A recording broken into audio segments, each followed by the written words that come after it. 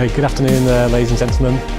My name is Duncan Nicholson, and as it says, the corporate partnership, or one of the corporate partnership managers for Rathbone and Intraining. For those of you who don't know, Rathbone is a national youth charity as well as a training provider. And for the last 2 or 3 years, I've had various different roles. I started off as National Employer Engagement Manager, and interested in listening to Stuart going on about how important employer engagement activity is. It was a new venture for me when I came into that role, so it's quite strange to find myself suddenly at the forefront of all the changes that are taking place in the apprenticeship reforms. For a while I was Strategic Partnership Manager for the North of England with Rathbone and Intraining, and latterly I'm Corporate Partnership Manager. So, as I mentioned before, Richard's reform report looked at what the needs for the apprenticeships going forward were. And one of the things that they were very keen to do with the feedback they were getting from employers was to ensure that employers were more involved in the process, both in the delivery of apprenticeships and also in the design of the standards that were being produced. The feedback from employers was that training providers were delivering stuff which wasn't necessarily relevant, useful, purposeful for the employment opportunities that they had created or for the future needs going forward in terms of the skills that they required. So all of you are involved in the sector, so you'll all know all this. But basically, there was a series of trailblazer groups put together to look at the different needs of different industries. They were meant to be led by employers, and they were led by employers, and we're actually involved in at least one of them, probably more than that actually. But it was about what does the industry need? And the problem was, and I think one of the things that I'm going to touch on is that a lot of what's happened in those trailblazers and the design of those standards has been very much large employer led. And the needs of a large employer, of which there's only about 10% of the employees in the country are large employers, don't necessarily reflect the needs of the small to medium-sized enterprises, which is very much where Rathbone's business sits, is the SMEs. And we might find going forward that some of the standards produced aren't fit for purpose for those SMEs, even though if they were fit for purpose for the larger employers.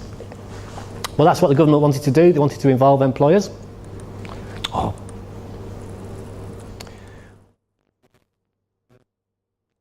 Right. So, the levy will empower employers. That's what the government wanted to do, and did it. Has it? Well, sort of, and a bit. But I don't know if those of you that are involved in employer engagement who've gone out to speak to employers since the changes came into effect in May. I don't know what the conversations that you've had are, but the conversations I'm having is that they don't feel very empowered by it at all. In fact, the first thing they ask is what do I do? How do I do it? Where on earth do I need to go? You know, how does this operate? So that for me isn't about empowerment, that's about putting all the onus back on the training provider again to sort those solutions out for employers. So to some extent it hasn't empowered employees in terms of how the delivery is going to take place. The instruction standards will provide relevant fit-for-purpose skills for the workforce. As I just sort of briefly mentioned before, I think that's probably true for large employers who've been involved in the process and have been involved in inputting into how the standards have been produced. The one that we're currently working on is with Fairtrain, who is the third sector sort of training organisation, around a framework, a standard for volunteer management. Some of you might know, but about 5 years ago now, Rathbone were involved in the creation of a couple of new frameworks. One was volunteer management, one was fundraising. And they were quite popular. Unfortunately, they weren't taken up quick enough, and the awarding bodies dropped it as a qualification, so we weren't able to deliver it. But the feedback from employers in the third sector was, you know what? That is actually a much more relevant qualification than the standalone or than the bog standard leadership and management or supervisory management, because the skills required to manage volunteers are very different than the skills required to manage paid staff. So we started this negotiation again and discussion again. We are involved in that trailblazer activity, and hopefully that will be a new standard that will be fit for purpose for the third sector for managing volunteers, and we're ready to be delivered sometime. I'm looking at colleagues, but I'm not sure they'll know. Sometime probably about October next year, if all things go well. And I think that'll be a popular one, certainly from the companies that I work with. You know, that is often one that comes back is, yeah, we need those specific skills for that specific sector. So to some extent, yeah, the introducing standards will provide relevant and fit-for-purpose skills. But again, if you're an SME, I'm not sure that's always necessarily going to be the case if you weren't involved in those trailblazing activities. It will open up the marketplace for new providers to deliver the apprenticeships, and of course, yes, it did, didn't it? You know, when the RoadSat register came out back in March, flipping out, there was thousands of people on there who we'd never heard of before. every Tom, Dick and Harry, literally one-man band training providers who've never delivered apprenticeships before suddenly got onto the register. When a bit of the FE week were doing a bit of an investigation, some of these were literally one person in a bedroom in a house in Cheshire who'd managed to get all the paperwork done properly, get onto the register. 3 Birmingham colleges didn't get at all, So there was obviously problems around what that register looked like. There are now over 2,200 registered training providers on the ROTAP register. Okay, some significantly big training providers and some very niche market training providers. So at the moment, it does look very much like it's opened up the marketplace for more people to come into it and to be able to deliver things, and that's exciting. But it's also very early days yet, and are some of those providers going to be able to deliver the quantity and the quality that they need to do to be able to survive? And I'm a bit dubious about that. And you've already found some of these. I don't know if those of you that are LinkedIn, occasionally something will crop up saying training provider for sale. And you think, oh yeah, and that's because they've got onto the register, it's put value onto the company, and suddenly something that's never delivered anything has got a few thousand quid's worth of value against it. I don't think that the marketplace will stay quite as diverse as it is at the moment. Did it, and I've sort of reflected that in my picture there, if you can see it, of a sort of a still from the usual suspects. I suspect in 12 months' time it will be pretty much the usual suspects. That will include Rathbone and Intraining as well, hopefully. So what's happening in the marketplace? Stuart sort of touched on some of this stuff, and I will come on to about the need for partnerships. But last May, there were 3,490 employers posting 17,310 vacancies. This May, just gone, there was 2,850 employers posting 16,750 vacancies. It's a drop, but not maybe as quite as significant as you thought. But I think that's not just a drop in the recruitment for SMEs, who are traditionally the ones that create the new opportunities. What we've also found is that there's been a huge reluctance for employers who've got levy responsibilities to actually move forward with that. And as the ALP chief, Simon Ashworth, said, these figures simply confirm what our members have been telling us over the past few weeks, that apprenticeship start figures have plummeted since the levy started, and levy-paying employers are holding back on their starts. And that is very, very much the picture I've seen. And why are they doing that? And why are they holding back on those starts? And this is where I think the discussion about partnership becomes important. I go out virtually, well not daily, but certainly 3 or 4 times a week to talk to employees who've got some levy responsibility. And I'm getting the same story all the time, is that, okay, they've got to pay the levy, but they don't want to rush into this. They don't want to rush into just spending all that money with one person or one provider. They're actually sitting down, I think Stuart touched on it, they're sitting down, they're looking at their corporate approach to strategic training, or some of them are incorporating their previous training budgets with their levy responsibility. And they're coming to companies like Rathbone and Intraining and others in the room, I'm sure, saying, right, okay, we want all this stuff doing. And we say, well, that's not all fundable through the apprenticeship reforms by the levy. You say, well, it's not my problem, sort it out. And I think that's very much the way that business is going. I think the solutions for employers now is very much a solution-based consultancy process, and Stuart used the word consultancy, I absolutely agree with him. The idea of you being a salesperson and going out and selling something is not what employers want, and if that's the business you're in, good luck, because I think you might struggle, certainly with the larger employers. When I was offered my current role, which is whatever it is, corporates, whatever it is, I did say to my boss, look, I am not a salesperson, and I've never been a salesperson, and in none of the roles have I ever had have I claimed to be a salesperson. And if that's the skill you're looking for, to be fair, that isn't the skill that I've got, and it certainly isn't the skill that I think this business needs going forward. Now, whether I was lucky or unlucky, he still took me into the role, and that's the role I'm doing. But I actually think it's true. The role that we need for engagement with employers now isn't the old stuff that you used to do with when it was Train to Gain, or what was ever the predecessor to Train to Gain, or what's happened between Train to Gain and apprenticeships, which was very much about going out and selling stuff. That isn't what the role includes at all now. I think the role now is about that employer solution consultancy engagement. And you'll be glad to know I am going to give some examples as to what happened. So the reality is that there's a limited number of levy-paying employers, and I had this vision when before the reforms came in, of this picture from, which you might recognise from the Pirates of the Caribbean, when Jack Sparrow is running away and there's about 3,000 cannibals behind him chasing after him. That's what I think large employers must feel like sometimes. You know, they're a large employer, they've got a levy, and they've got 2,200 training providers ringing them up trying to get a slice of that business, and not surprisingly they're running away quickly. So what's it got to do with partnership? Employers want solutions, not problems. And I'm going to give you the example of something that's happened recently, certainly within my work. I had a phone call about December last year, because that would have been, just before Christmas last year, from a national charity. I'm afraid I can't mention the charity, but I can use them as an example, asking if we could deliver a particular qualification. And the qualification was stonemasonry. Okay?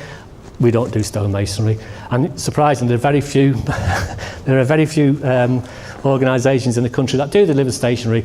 But with my business development head on and my excited hat on, because it's a national charity, I said, look, we don't do that, but I can find somebody who does, and I'm sure that we can develop some sort of partnership where we can move forward. Because some of the things that Rathbone can offer to that charity are the extra value bits, again, that Stuart mentioned. What else could we do?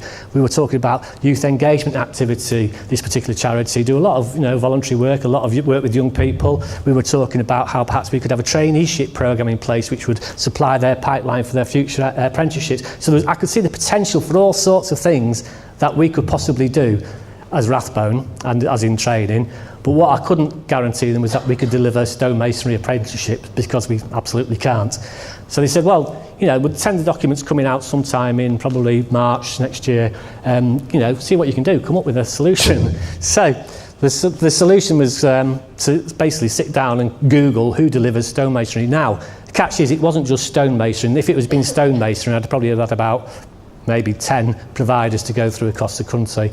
It was actually stonemasonry in a heritage setting, which narrowed it down to about 3 or 4 companies in the country that actually deliver that, which is now a standard. So I was conscious that the value of this levy from this company is going to be about £250,000. Of that, this stonemasonry part of it is 60,000 quid. And it's nothing that I can deliver, and it's nothing that I can get any value from at all. I'm interested, to be honest, in all the other stuff that we could do with this company, which potentially is another £190,000 worth of business. So I did approach a college, and I approached York College, because York College do heritage-funded stonemasonry. They do all the work around York Minster. They do all the renovation work from York Minster. They do a massive amount of other heritage stonemasonry. Outstanding Ofsted, all sorts of things that would make them the obvious provider of choice for this company, for the third sector organisation. Contacted York College. Fortunately, I sort of knew the person. She'd been a colleague at a previous job, and she was happy to come and talk. And she was happy to come and talk on the basis that she knew that she actually could have gone for that business herself. There was no reason to be working with Rathbone in bidding for that business, because Rathbone weren't going to be able to deliver any of the stonemasonry stuff. She could have walked into that, she could have taken all that off me and said, oh, cheers for the lead, we'll have that, we'll put the tender in, we'll write it, we'll go and present, and hopefully we'll get the business. But she had the foresight to realise that, one, York is not a national provider. It struggles to deliver outside its immediate environment. And that Rathbone has some infrastructure, and Intraining certainly have some infrastructure in place where perhaps we could utilise their offices and their business premises. 2, York College has got an absolutely excellent reputation in that very limited geographical area, and also in that very specific stonemasonry thing, but they've got no great track record of doing other stuff, all the other value stuff that Rathbone could do. And she had the foresight to realise that if this is going to be an ongoing permanent opportunity, and the opportunity to go into other fields that this particular charity were looking at, some of which would be deliverable by Rathbone certainly, some of which would be deliverable by Intraining, but some of them which would be definitely deliverable by York College, a partnership was actually the best approach. And I was quite, well, not just surprised, I was really, really pleased that she trusted us and we trusted them enough to be able to go into that tender document and submit the tender document, knowing that we were going to have to work in partnership, and they would have to trust us and we would have to trust them. So we submitted the tender eventually, after a lot of work, and we got invited to do the presentation. So I went along with my colleague, or with a colleague from York College, and we did the presentation. And there was 2 of us invited to do the presentation. The other company, we didn't know who they were. Anyway, cut a long story short, we didn't win it. We didn't win that tender opportunity. And obviously York College were disappointed. It was £60,000 of potential business. There was the reason why they lost out was nothing to do, and this was what the sort of point of the story is about, was nothing to do with the presentation. It was just the other team, the other organisation had something that we didn't quite have between the 2 of us, and so the company went with them. But what with feedback we got was from the third sector of charity was, do you know what? How refreshing it was to see 2 training providers who traditionally would have been competing to actually work together to provide a full solution for that employer for more than just the apprenticeship, for the extra value that they could bring to that opportunity, and to actually demonstrate that training providers are able to work together and have that trusting relationship. And we were disappointed with it. To be honest, from the Rathbone point of view, it wasn't never going to be our money, but I was very disappointed for York College because they'd put a lot of time and effort into it. So you think that's it, it's gone, that opportunity's gone. A week ago, I got a phone call. In fact, no, about 3 weeks ago, I got a phone call from the charity saying, look, we're going to be releasing a new tender. It's going to be leadership and management. We really, really, really want you to bid for it. Can you make sure that you're on our procurement process? Can you give us the details so we can get you on it? So we're on it. Tender document came out on Monday, and I've got till next Friday to put that together. So for me, the value of going that bit extra to find that partnership, to try and find a solution for that employer, the reward has come back in the fact that we are now being approached by that employer to make sure that we are on that tender for, delivering that tender for leadership and management qualifications. And that's just one example of how that kind of relationship can put you in a really good position. And what we've got to do as providers moving forward is to somehow get across that place that we've been in for the last 5, 6, 7 years, where we were in permanent competition with each other, where the pressure on was to get numbers, where the pressure on was to get income, and that pressure's still there, but you're not going to get the full levy pot of the company. Employers are not doing that. Employers are getting a bit wise here. They've got £200,000 worth of spend that they need to spend. It's an opportunity for them to start paying for them level 6 qualifications, or having to use that money for that level 6 qualification. And if you can't deliver it, what are you going to do? You don't want to walk away from all the business, but you are going to want to provide a solution for that employer. And that's got to involve getting together with other organisations, having honest, open discussions about who can deliver what you're going to get out of it, how you can support each other to ensure that you can access that funding and get access that opportunity and submit some very collaborative bids together. But the partnership doesn't just have to be with other training providers. That's fantastic if it is. And I honestly think it's about time that providers did start working together and providing proper solutions for employers. The partnership can be about something else. Actually, today, where we've had a discussion with Peninsula, who I actually spoke to 18 months ago originally about having some sort of partnership arrangement where we could do a cross-referral process. My fault, the discussion broke down a bit. I've been able to re-engage today, and hopefully that might take somewhere now. Peninsula, if you don't know, work with probably 20,000 plus. 34,000 employers. 34,000 employers. Wouldn't you want to get access to 34,000 employers? But also, I know that Peninsula, please don't start passing this business around to everybody else now. also, I know that when I've had previous discussions, they've gone into businesses and the businesses have said, do you know anything about apprenticeships? And rightly so, Peninsula said, not really, no, sorry, no, I can't help you there. So that's an opportunity for us. That's a partnership which hopefully might go somewhere in terms of us getting access to employees who've made inquiries about apprenticeships, Peninsula getting access to our employees who've made inquiries about health and safety in the workplace that we've not been able to answer. I've now got an ideal referral partner I can pass that business on to. No money changes either hand, either way. It's not about that. It's just about understanding that there are reliable partners out there who have access to some of these customers. Last week I signed off a contract, an SLA, service level agreement, with Unite the Union. Unite the Union have got their own budget for delivery of training, okay, but they don't deliver apprenticeships. They've got a target for apprenticeship delivery, but they don't deliver apprenticeships. They want a provider that they can refer all their apprenticeship business onto. No money either way. We don't have to promote them as a union. We don't even have to give them access to our staff to come in and talk to us about the union. It's just a sensible way to work. Where they've got a problem that they can't solve, they come to find a solution for it. And I think if you start thinking outside the box a bit, about what those other solutions can be, and they don't just need to be training solutions, they can be other solutions around the extra value that Stuart was talking about. You know, what is that extra value you can bring to that relationship? That's where your opportunities lie going forward, not just about the delivery of the apprenticeship. I did say this to an employer the other day, and I'm not sure whether it was wise. Any idiot can deliver an apprenticeship. It's what else can you bring to the market? What else can you bring to the added value that will make that employer come to you rather than go to your competitor? And one of the things that will be is when the employer genuinely believes that you're working in his best interest and not your best interest. And that's been the problem with training providers in the past, and we've all been guilty of it. And if you don't put your hands up, you know, I don't think we're being honest. I know providers who've delivered customer service in a contact centre. You know, it's not actually what the contact centre needed. They wanted a bespoke sort of delivery, but you know, it was the closest fit we could find, and plus there was meant to be, we were going to get 30 starts from it, plus we were going to get this from it, coming that for it. No wonder the employer ends up fed up.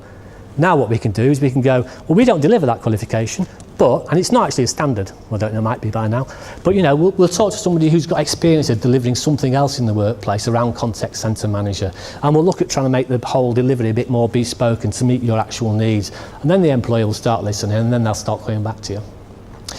Pretty much, really, that's all I wanted to say. Employees want solutions, not problems. That was my case study bit, and this is about the trust. That's my last slide. We really have to have that absolute leap of faith. You know, I'm sure that some of you have already got good relationships with other providers. It's about taking it to that next stage now, where you know you sit down, and you have those honest and open discussions, and come away hopefully between you with, you know, more than just one opportunity to work together. Okay, thank you very much.